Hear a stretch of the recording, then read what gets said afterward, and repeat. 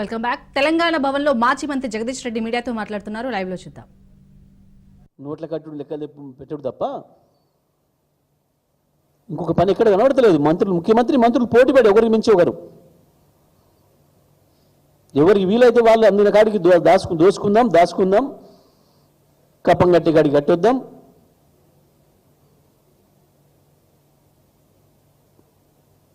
మోడీ గారితో ఇబ్బంది లేకుండా చంద్రబాబు గారితో మంచిగా ఉందాం.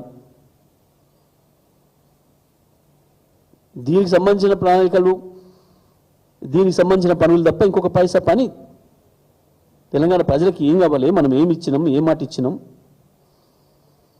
అన్న సోయి ఎక్కడంటే ఇక్కడ కనబడతలేదు.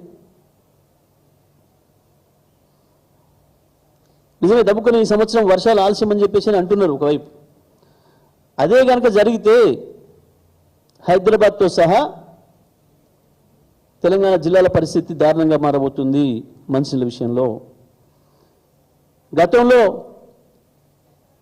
కేసీఆర్ గారి కాలంలో మేము ప్రతిరోజు ఇచ్చిన మంచినీళ్ళు గ్రామాలు, పట్టణాలు, నగరాలను తేడా లేకుండా హైదరాబాద్తో సహా ఇవాళ చాలా చోట్ల 2 రోజులకు పోయినాయి. రోజు తప్పించి రోజుకు 2 రోజులకు ఒకసారి అన్నది మొదలైంది. మళ్ళీ పాతకాలంలో పరిస్థితులు మళ్ళీ తీసుకొస్తున్నారు.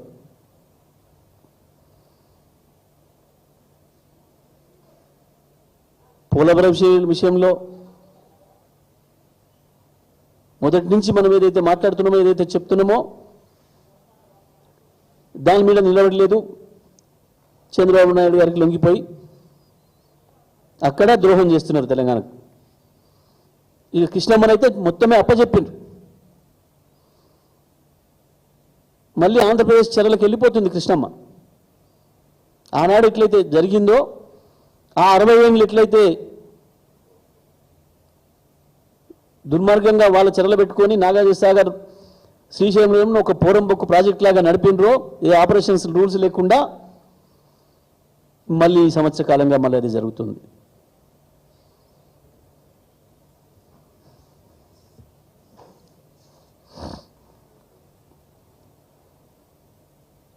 ఎందుకు ఇది జరిగింది, నాగార్జున సాగర్ ఎందుకు వాళ్ళ చేతులకు పోయింది అనే దానికి ఇప్పుడు కూడా సమాధానం లేదు. నీళ్ళ శాఖ మంత్రిని పెట్టుకుంటే ఆయన కన్నీళ్ళ శాఖ మంత్రి అయ్యిండు. ఏడుస్తున్నారు ఆయన నియోజకవర్గంతో సహా రైతులు. మేం మాట్లాడితే మా గొంతు వినిపిస్తే గప్పు నిద్రించి లేచో ఉత్తరం రాయటం, సంతకం పెట్టి మళ్ళీ నిద్రపోవడం. మేము మాట్లాడితే, బీఆర్ఎస్ పార్టీ మాట్లాడితే తప్ప ఈ ప్రభుత్వానికి కలిసిన నదుల నీళ్ళ పట్ల సోయి లేదు, ప్రాజెక్టుల పట్ల సోయి లేదు.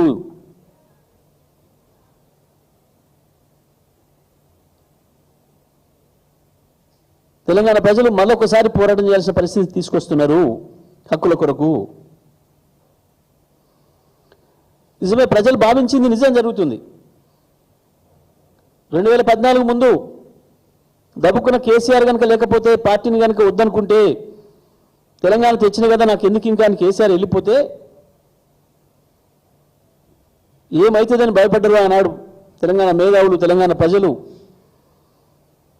కేసీఆర్ గారు మీరు లేకపోతే తెలంగాణ ఈనగాసి నక్కల పాలు చేసినట్టు అవుతుంది, మళ్ళీ తీసుకుపోయి అడ్డి భాషలు అమ్ముకుంటారు వీళ్ళు, ఈ దద్దమ్మలు, ఇక్కడున్న ఈ కాంగ్రెస్ తెలుగుదేశం ప్రభుత్వాలు అని చెప్పి ప్రజలు ఏదైతే భయపడి కేసీఆర్ని డిమాండ్ చేసిండ్రో మీరు కొనసాగాలి అని చెప్పి, ఇవాళ మళ్ళీ ఈ ఏడాది కాలంలోనే అది నిజమని మన కళ్ళకి కట్టినట్టు కనబడుతుంది.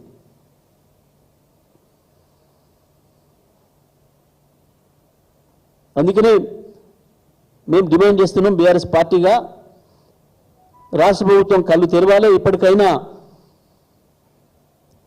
యుద్ధం మొదలు పెట్టాలి. 2023 వరకు ఏదైతే నాగార్జున సాగర్ తెలంగాణ చేతులు ఎట్లయితే ఉండేనో పూర్తిగా మళ్ళా ఆ స్థితి తీసుకురావాలి. ఇలా డ్రామాలు వద్దు, రాజకీయాలు వద్దు, చెత్త మాటలు మాట్లాడకుండా మళ్ళీ కేసీఆర్ ఉన్నప్పుడు ఇచ్చిండనే చెత్త మాటలు బంద్ చేయాలి. నీళ్ళ మంత్రి, ముఖ్యమంత్రి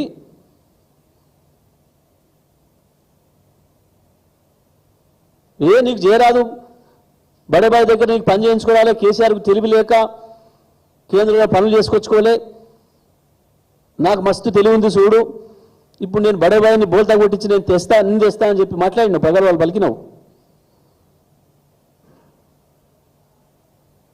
నేను బడేబాయిని అందుకేనే అన్నా, ఉత్తగానే అనలే అని మాట్లాడినావు. ఏది నీ తెలివి? ఏమైంది నీ బడేబాయి చోటబాయి అనుబంధం?